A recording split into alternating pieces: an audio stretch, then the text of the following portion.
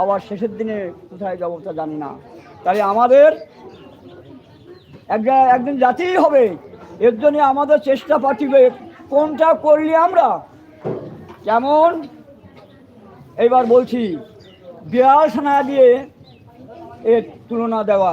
বিড়াল ছানা, বিড়ালের বাচ্চা, বিড়াল যখন বাচ্চা করে 3টে 4টে 5টা বাচ্চা করে, হয় কারোর আবুর ভেতরে না গুলার ভেতরে, কিন্তু ওরা এক জায়গায় 3-4 দিনের বেশি রাখে না। ও কিন্তু আর একজনের গুলার মধ্যে নিয়ে যাবে না, আর কাবুলের মধ্যে নিয়ে যাবে। আচ্ছা বলেন, ওদের বলছিস তো 4 পা ছাড়া আর কিছু নেই, আর মুখ, এই সম্বল ছাড়া আর নেই। যখন ও বাচ্চাটা নিয়ে যায় মুখ দিয়ে ধরিয়ে নিয়ে যায়। আচ্ছা বলেন, নিজের সন্তানকে কেউ নিজে আঘাত দেয়? নিজে মরতে চায় তবু সন্তানকে আঘাত দেয় না, তাই নাকি মা সরল? সন্তানকে কেউ আঘাত দেয়?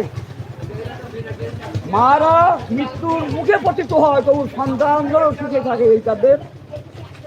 তাই মাকে বলা হয় মাটির মানুষ।